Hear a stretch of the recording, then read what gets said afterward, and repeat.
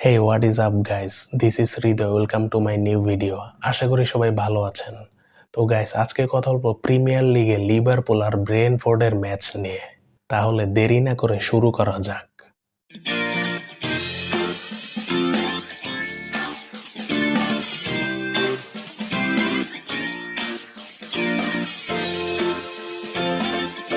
Premier লিগের শেষ মিনিটে নাটকীয়তায় ব্রেনফোর্ডকে 2-0 গোলে হারিয়েছে লিভারপুল।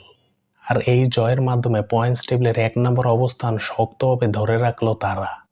ব্রেনফোর্ডের মাঠে যখন একটার পর একটা অ্যাটাক করে গোল পাচ্ছিল না লুইস দিয়াস, মোহাম্মদ সালাহ এবং ম্যাকঅ্যালিস্টাররা, ঠিক তখনই শেষ মিনিটে মাঠে নেমে গোল করে লিভারপুলকে ম্যাচ জেতালো ডারউইন নুনেজ।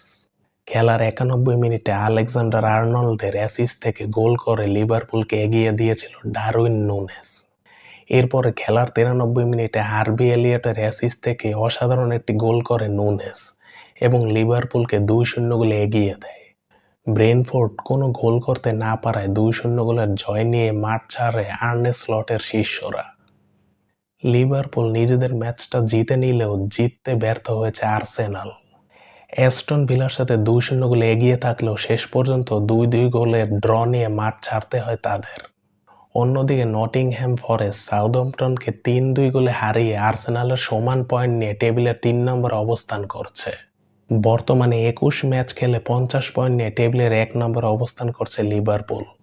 অন্যদিকে তাদের চেয়ে 1 ম্যাচ বেশি খেলে 40 পয়েন্ট নিয়ে 2 এবং 3 অবস্থান করছে আর্সেনাল এবং নটিংহ্যাম ফরেস্ট।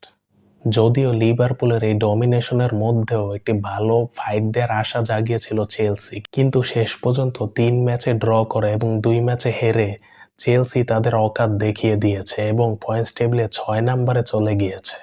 চেলসির পরে বলতে গেলে আর্সেনালও ছোটখাটো একটা আশা জাগিয়েছিল, কিন্তু 2 ম্যাচ ড্র করে এবং 1 ম্যাচ হেরে তারাও লিভারপুলের কাছাকাছি যেতে ব্যর্থ হয়েছে, যার ফলে লিভারপুল 1 ম্যাচ কম খেলেও 6 পয়েন্টের লিড নিয়ে টেবিলের 1 নম্বরে রয়েছে। এদিকে ইপসুইচকে 6-0 গোলে বিধ্বস্ত করে 22 ম্যাচে 38 পয়েন্ট নিয়ে টেবিলে 4 নম্বরে উঠে আসলো ম্যানচেস্টার সিটি। সিটির নিচে সমান 38 পয়েন্ট নিয়েই টেবিলের 5 নম্বরে আছে নিউক্যাসল ইউনাইটেড। তো গাইস, এই ছিল প্রিমিয়ার লিগের ফুটবল আপডেট। আজকের ভিডিও আপাতত এই পর্যন্তই। নেক্সট ভিডিওতে আপনাদের সাথে আবার দেখা হবে ইনশাল্লাহ।